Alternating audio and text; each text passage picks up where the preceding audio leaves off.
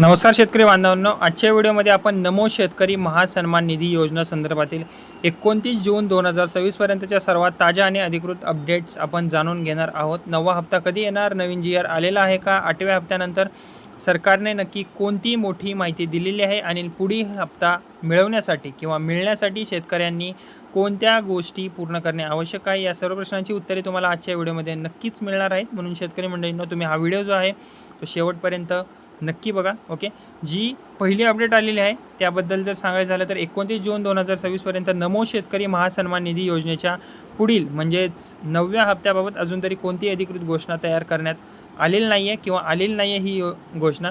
आता तसेच नवीन शासन निर्णय म्हणजे जी आर देखील जाहीर करण्यात अजून आलेला नाही आहे। ओके, आता जी दुसरी अपडेट आहे त्याबद्दल सांगायचं झालं तर मार्च 2026 मध्ये राज्य सरकारने नमो शेतकरी योजनेचा 8वा हप्ता पात्र शेतकऱ्यांच्या खात्यात जमा केला जातो। ओके, आणि या हप्त्याअंतर्गत प्रत्येक पात्र शेतकऱ्याला 2000 थेट DBTद्वारे देण्यात आलेले होते। ओके, जो मार्च 2026 मध्ये राज्य सरकारने नमो शेतकरी योजनेचा जो 8वा हप्ता दिला होता त्याच्याविषयी मी तुम्हाला आता सांगतोय। ओके, आता पुढील माहिती जी आहे, ओके, त्याबद्दल सांगायचं झालं हप्त्याबद्दल जी माहिती आहे ती म्हणजे की नमो शेतकरी महासन्मान निधी योजनेअंतर्गत राज्य सरकारकडून वर्षाला 6000 आर्थिक सहाय्य सुद्धा दिले जाते आणि हे जे 3 हप्ते आहेत, ओके, हे जे हप्ते आहेत ते 3 हप्त्यांमध्ये दिले जाते। ओके, पहिला, दुसरा, तिसरा 3 हप्त्यांमध्ये।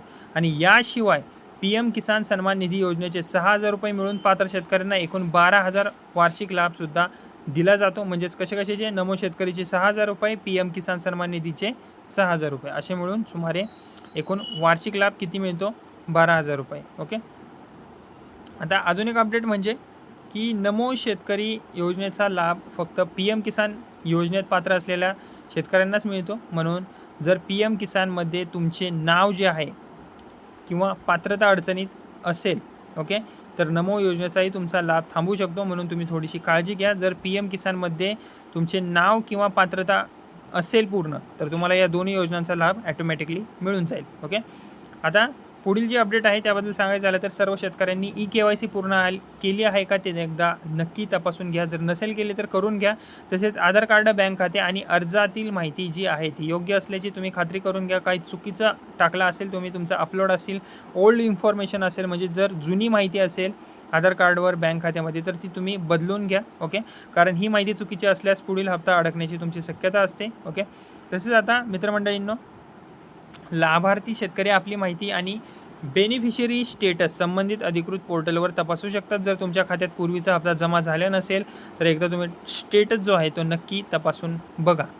ओके, आणि महत्त्वाचे अपडेट म्हणजे की 29 जून 2026 पर्यंत 9व्या हप्त्याची तारीख अजून तरी जाहीर झालेली नाही आहे। तसेच हप्तावाढ, नवीन GR किंवा नियमांमध्ये बदल याबाबत कोणतीही अधिकृत माहिती अजून तरी आलेली नाही आहे। ओके, म्हणून फक्त तुम्ही शासनाच्या अधिकृत माहितीला जास्त महत्त्व द्या। ओके, तर मंडळींनो, या योजनेविषयी जी अपडेट होती मी तुम्हाला सगळी सांगितलेली आहे। ओके, आणि योजनेबाबत पुढे कोणताही नवीन अधिकृत माहिती किंवा शासन निर्णय आलाच तर सर्वात आधी मी तुम्हाला माहिती देण्याचा प्रयत्न नक्कीच करेल। व्हिडिओ आवडला असेल तर व्हिडिओला लाईक करा, आपल्या इतर शेतकरी बांधवांना हा व्हिडिओ नक्की शेअर करा आणि अशाच नमो शेतकरी योजना, PM किसान, पीक विमा, कृषी योजना आणि महाराष्ट्र शासनाच्या ताज्या अपडेटसाठी आपल्या या बडी नावाच्या चॅनलला सबस्क्राईब करायला विसरू नका। धन्यवाद।